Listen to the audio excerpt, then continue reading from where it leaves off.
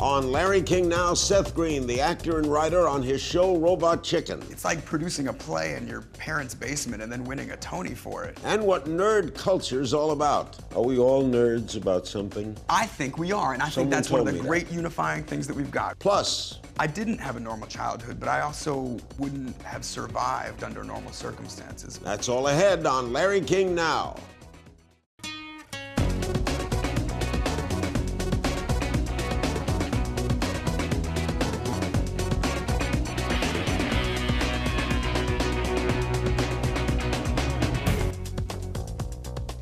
I'm happy to welcome the very talented Seth Green to Larry King Now, the actor, producer, writer, and director, whose very successful stop-motion animation sketch comedy show, Robot Chicken, airs on Adult Swim. The Robot Chicken DC comic special will premiere September 9th. How did this all start, Robot Chicken? Where did that come from? It was a complete accident, to tell you the truth. I wanted to get out of doing an on-camera interview, and I thought if I produced a short film that would relieve me from having to talk about myself. So I set about trying to make a stop-motion short starring me and Conan O'Brien as action figures, and then in a much longer path, it evolved into this show. This has been very successful, the Robot Chicken. Have you surprised at that? Yeah, it's like, I said it's like producing a play in your parents' basement and then winning a Tony for it. You know, You won Emmys for this show. Yeah, right? we've won like actual credible awards for it, and that's just hilarious to us because we're really just making something with friends that we all think is fun, and it's proof that that's possible. It's like Judy Garland, Mickey Rooney, let's throw up something and do something. Exactly, it's exactly like that. You know, I was lucky enough to work with Woody Allen when I was 12, and I noticed that I made a movie called Radio Days. I realized that he works with the exact same crew. He had the same DP, the same production designer, the same wardrobe people. When you see the credits, they're always the same names. Exactly, and I said, if I could do that, if I could get together with a bunch of people I like once a year and make something great, that would be the best life I could imagine. All right, tell me about this DC comic special. Robot Chicken. That's the one September 9th, right? Yeah, exactly. What is that? It's a half hour of Robot Chicken dedicated to DC Comics. So we got to work with Jeff Johns, who's one of the biggest writers there, and our whole group of people that work on Robot Chicken. And we made a half hour that's all in the DC universe. So the Justice League, the Legion of Doom, Superman, Batman, Wonder Woman, Lex Luthor, all of those characters. And you have Neil Patrick Harris, Sam Elliott, Megan Fox, they're all working on it? Sam Elliott's in the regular season, in season 5, but Megan and Neil are both in the Why do they special. want to do it? Why did they want to do Yeah. it? We're very silly, Larry, and actors by nature like to have fun with each other, and so... I'll do it. Write me in. Okay. All right, I'll find you something It's fun fun. being, who is the audience? I'll do it. Well, I've been shocked by who the audience actually is. We really expected our audience to be 18 to 34-year-old men, and what I've discovered over time is that our show goes in all different directions. There's all these unreported ratings of 12 to 17-year-old boys and girls that watch the show, and then I meet kids at conventions who are 5 and 6, and their parents are like, I showed it to them, and all I can think is your negligible parent, for It's a sure. little weird, right? Yeah, well, it's hard to say. I grew up watching Saturday Night Live and listening to Richard Pryor and watching Monty Python and things like that, and at a young age, all that did was inspire me to make those kinds of things myself. So is that all that corrupting, or is it actually sort of inspiring? How long do they take to do? We make 20 episodes in 11 months, so the course of a season is about a year. Do you do any of the stop motion yourself? No. I tried in the first season to animate. I'm a terrible animator. I'm Why bad does at it- both math and patience. Why does that work, stop motion? In other words, why is it, what's the appeal? Well, I think because you're photographing actual things, that you get a connection to it as a human being. Your eye recognizes the difference between something that's real and something that's not. And so when you see something that's fabricated in real life and wearing real clothes and lit like a cinematic frame, it feels real to you. And then if you've got an animator who's good enough to breathe life into that puppet, you'll recognize something in it that you know about yourself, something innately human that makes it funny. If your driver's license listed occupation, what would it say? My occupation? I like to think that I'm an writer, actor. Yeah. director, what? I'm an actor first. I really am. That's really my first love. But all the other things that I've gotten to do have been effective skill sets or effective tools to use to make things. By the way, Seth and I were in a movie together, a terrific movie. We weren't in the same scene, Enemy of the State. Yeah, I don't think I was in the same scenes with anybody, actually, except for Jack Black and maybe Scott Conn. Tony Scott, the late Tony Scott, directed that.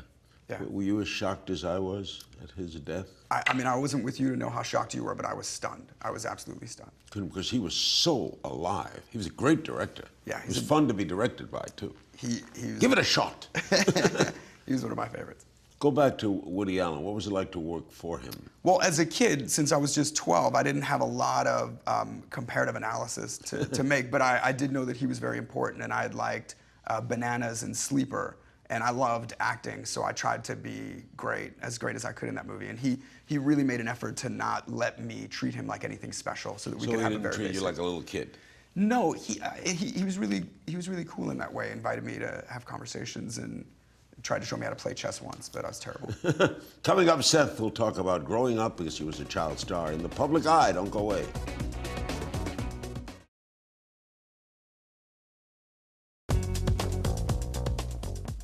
Don't forget, Robot Chicken, September 9th, premieres the DC Comics special. Our guest is Seth Green. You've been in I remember you in Hotel New Hampshire. Oh, you do? Yeah, well, that was a hell of a movie. That was a crazy movie, yeah. How old were you then? 8? I had just turned 8 when I made that. How did you get into the business at that age? I loved performing and was lucky enough, I think, at 6 to feel like that was exactly what I wanted to do. So your parents encouraged you, took you around? I wouldn't say that they encouraged me, but they didn't aggressively discourage me. My parents were supportive in that they took me on auditions. Someone had to take you, Yeah, right? You yeah. didn't get on a cab. No, my mom was firmly committed to taking me back and forth from Philadelphia to New York every week. Is it, some people, we have an image, in fact, I've interviewed many people who are, there's a problem when you're a child star. A lot of attention soon, Yeah. different from the other kids. Yeah, I think it's difficult enough growing up in this world, and then when you have that kind of focused attention and expectations from the public eye as to what you're supposed to be, and I think that's evolved into something even more twisted as cultures become more familiar with that paradigm. I think we in pop culture have begun to expect a certain story to be told. We've seen the VH1 Behind the Music, so you expect the band to rise and fall and have the big, rise up again. You expect for a child actor to have some catastrophic success at a young age and become so famous and rich and then become exploited and caught up on drugs and eventually die. Not to me. You weren't famous young. You got parts, you did stuff, but your fame came a little later, right? I was very lucky in that sense that no one knew me at a young age, so I was able to be accepted as a character actor by the time I was in my 20s. Because fame young is a problem. It can be. It really depends on the support team and the performer themselves. You ever feel limited by your celebrity? Well, there's some parts I can't get because they don't want somebody that you'd recognize, but I haven't felt really limited. I felt like I've been given opportunities that I would never have gotten if I wasn't. Do you still audition? Oh yeah, I like to prove it. Yeah, if somebody doesn't believe that you can do it, I got no problem proving it. And then if I'm not with the director once, then you're not going to get that part. They don't know your work enough to have you got the job? I don't think anyone really ever remembers everything that you've done, and I've done a lot. I've been lucky enough to do a lot. So. Did you ever, would you call, aside from the work, a normal childhood? I didn't have a normal childhood, but I also wouldn't have survived under normal circumstances. My scholastic career was very, very challenging, and I was the only one of my kind in my neighborhood, and it felt like... You got D's?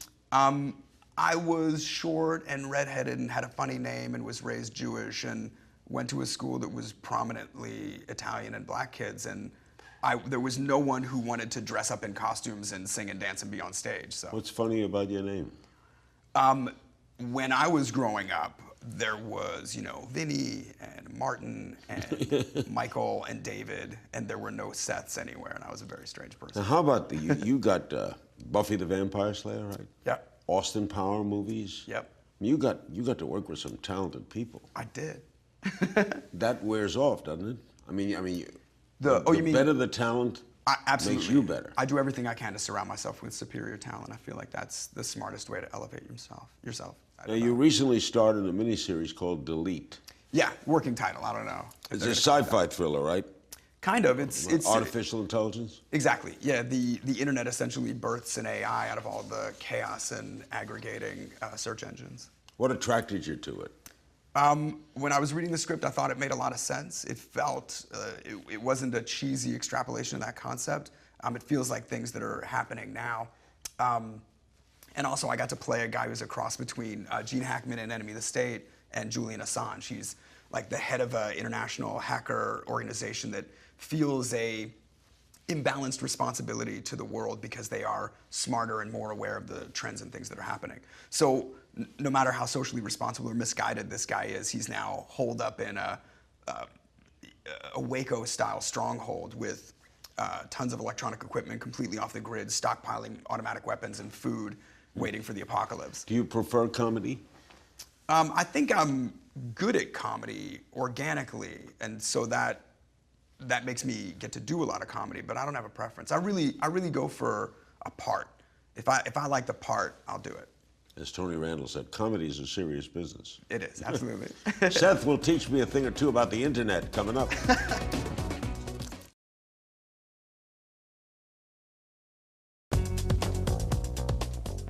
We're back with the very talented Seth Green. Don't forget the Robot Chicken DC comic special will premiere September 9th on Adult Swim. You're on TV, you're on the web, so this is new to me, the internet. The internet? Well, everyone tells me, the people responsible who helped me put this whole thing together, that this is the future. Yeah. Where do you think it's all headed? I think we can all see where it's headed. You know, when television first evolved, it was a very simple system of people paying for content to be produced and then showing that content to people to be entertained. And it was a cooperative agreement between the advertisers and the content creators. And as that's evolved and there's wider and wider paths of distribution, it's beyond 3 major networks or 4 major networks. It's thousands and thousands of cable channels. And then with the internet, it's millions and millions of internet channels. So that creates a more immediate exchange between the content providers and the consumer. I really just feel like content is king, and I'm less concerned about the distribution now than I am creating valuable content and figuring out where our audience is. This is content. Yeah. Yeah. Yeah. There's crazy things. I did a show called The Mystery Guitar Man. I played the guitar. They made me a midget, and he's bouncing me around on his hand, and this guy's making a fortune. Yeah. Why? We are an indefinable anomaly. I mean, if you look at what Andy Warhol said, you could put a watermelon on television for 15 minutes a day and then bring it around to supermarkets and everyone would get excited that they see That's that the watermelon. watermelon. If you look at that axiom and project it into today's culture, what is Kim Kardashian if not a watermelon that you've seen on television for 15 minutes every day? That's an absolute truth. What do you think of reality television? I think it's unavoidable. You know, culturists like Andy Warhol predicted that every human being would be celebrated at some point, and you look at all the reality shows, from the hairdresser show to the I'm walking down the street better than you show. It's, you know, we're just observing ourselves, really. Did you see Woody Allen's Rome movie? I haven't seen it yet. Well, no. a guy becomes a celebrity. Just works in an insurance office, and he comes out of his work one day, and everybody's taking pictures of him. And what shaving cream did you use today? He's going nuts. Well, you know, people just begin to. I think that people feel like if you're on television that you have more information than they do, and everyone is really just searching for the most basic of answers. And so, if you, because you're on TV, can give them some insight as to what direction they should brush their teeth, you think you're wise. Yeah, exactly. If they only knew. Well, you know.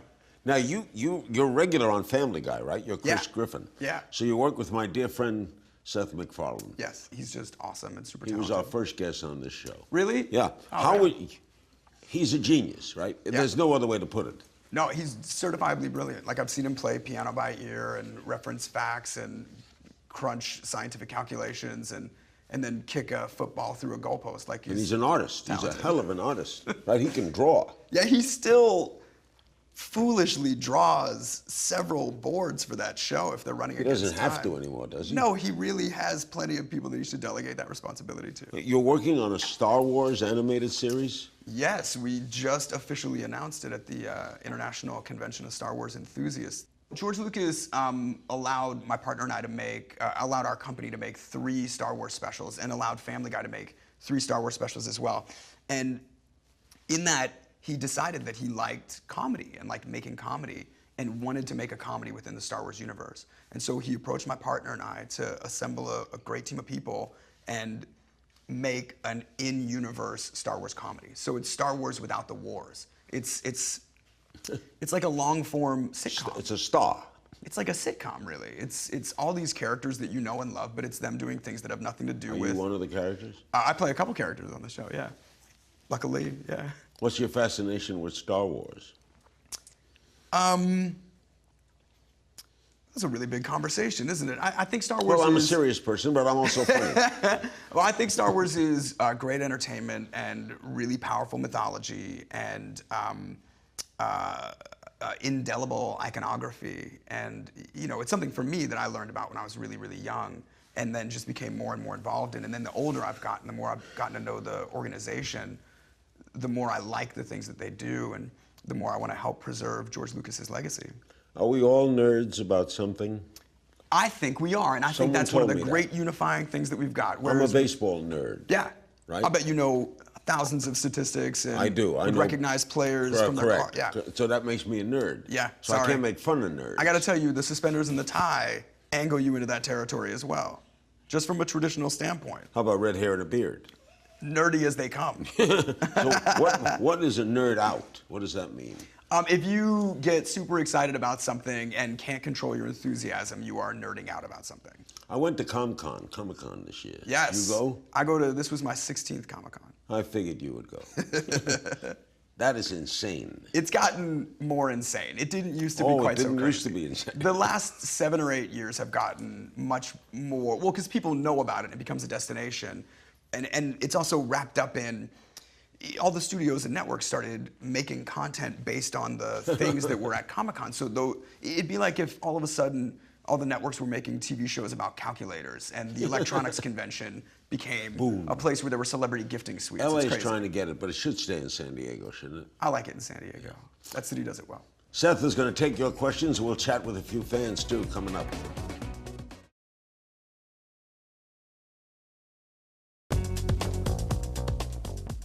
Before we go to some questions, a couple of personal things. You got married a couple of years ago, right? I did. 2 years in May. Yeah. How'd you meet? We met originally in a comic book store. We both had independently become friends with the family that owned Golden Apple, and we were there as part of their grand reopening. Was it love at first comic? No, we just, we had a lot of mutual friends. We kept running into each other over different occasions. We actually hung out at Comic-Con the following year. Kids? Not immediately. We won't say no, but we really like each other. We're not craving that right now. How do you feel about this presidential race?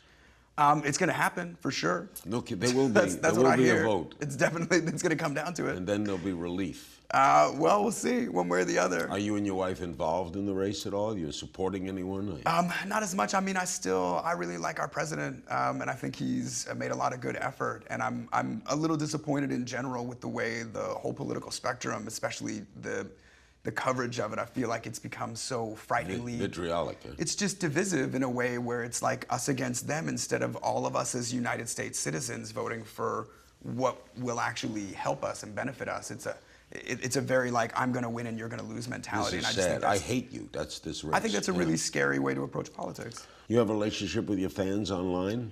I try to be really open and relatively accessible to fans. You have to be now. Well, and they're also incredibly supportive, and you need that support. I have 2,200,000 followers. I noticed that. I have just under 600,000 there. You're growing. You are. Okay. We have some Facebook questions for you, and then a couple of live questions. Jennifer Wilson wants to know, is there a role you regret turning down? No. I've actually been really fortunate in... No role you ever said no to that you were sorry about?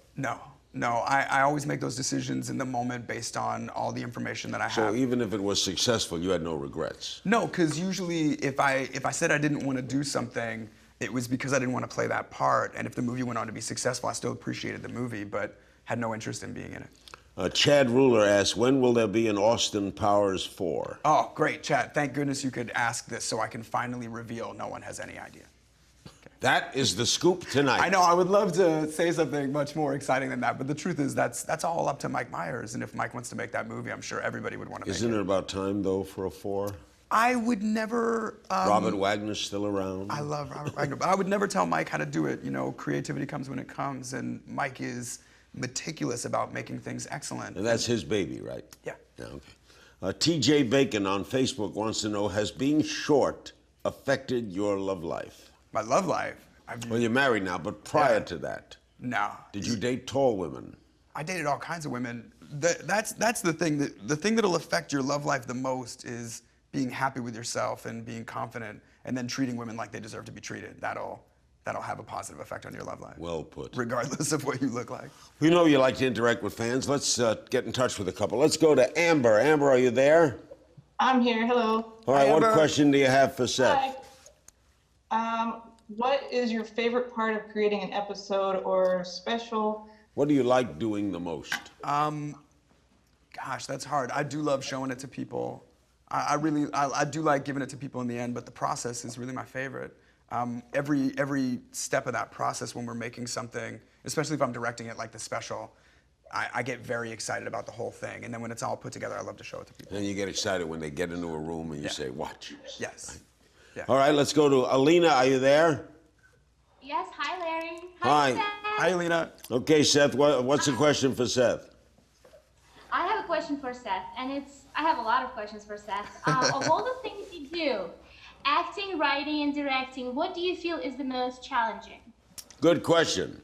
Thanks, Alina. It's all the administrative stuff, like doing the day-to-day producing work. Because as a producer, you'll spend as many as 10 years with a project before you get it out, to actually come out.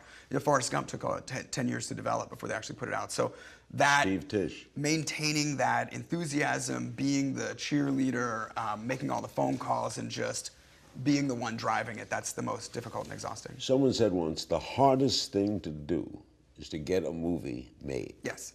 From beginning to end. It's really hard. I don't know if it's the hardest. Those pyramids look really hard to build. No, okay. How about in the area? Good point. How about in the area of media, television, the arts? Yeah, it's making a movie. Well, because TV is immediate. If they're going to buy it, they buy it. You produce it right away. It's on the air the next several months. But a feature, it takes so long to get the money, to get it made, to put it out. There's a million things that could go wrong. And then Friday afternoon, you know if you made money. Yes. Yes. If that's what your priority is, then you'll know that on Friday. Yeah. Thank you, Seth. Man. Thank you, Larry. Hey, don't forget, Robot Chicken DC Comic Special premieres September 9th on Adult Swim. Thanks to my guest, Seth Green. Don't forget to watch it September 9th. And remember to follow me on Twitter at Kingsthings. And don't forget to subscribe to our politics channel, youtube.com/AuraTV. Don't forget. See you next time.